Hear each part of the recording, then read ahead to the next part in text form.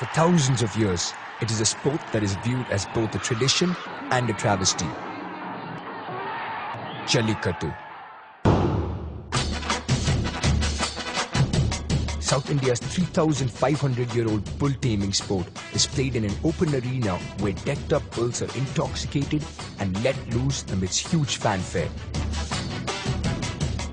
To win the man versus animal contest, the fighters are expected to leap onto the bull and ride its hump for at least 100 yards and remove the string of coins tied around its sharp horns or take the bull down with their bare hands.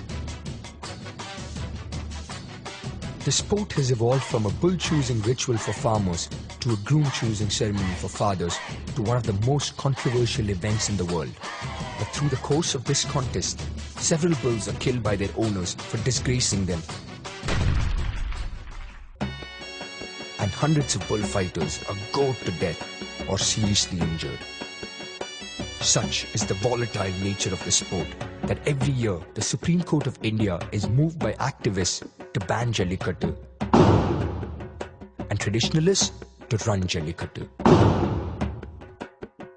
It was time to bring this debate out of the courtrooms and into the public space in the world's largest democracy.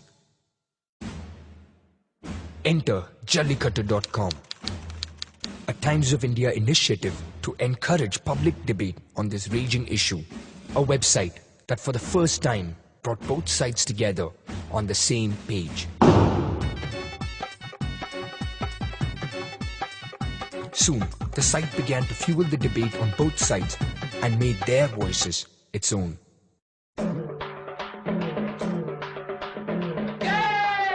It is a 3,500-year-old traditional sport. It is the celebration of human might.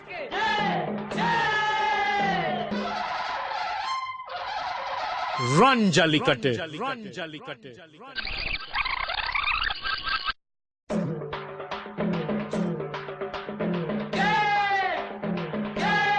It is a 3,500-year-old cruel blood sport.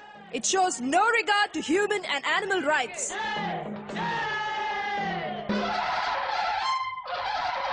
Ban Jallikattu.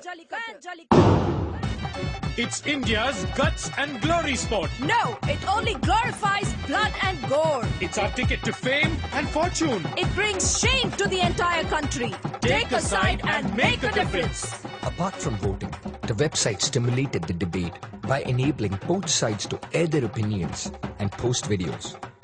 It also helped them integrate their blogs to the site.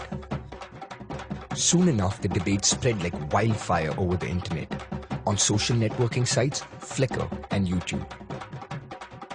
The campaign found its way into mainstream media, with the Times of India, local newspapers and news channels giving the campaign millions of rupees worth of press coverage. 129 people were gored by rampaging bulls during the revival of Jallikattu in Tamil Nadu, a day after the Supreme Court lifted its ban. 11 spectators have been killed across rural Tamil Nadu over the past few days. Local people say this would not have happened if the district administration had followed the Supreme Court's guidelines. This mainstream coverage ensured that the debate steamrolled into the classrooms of India. When the men participate in the sport, they are told to leave a will at home, knowing that they may not return. Is this still an amazing thing? Who are you to decide what I would like to do? So what do you think about those 100 other men who are actually chasing after the bull, who are saying, yes, I will go and do it? Why do you think the Supreme Court banned it today? Why do you think the PETA workers are against it? Why do you think Times of India has a poll? Just because thousands of people are doing it for thousands of years doesn't make it 1,000% right.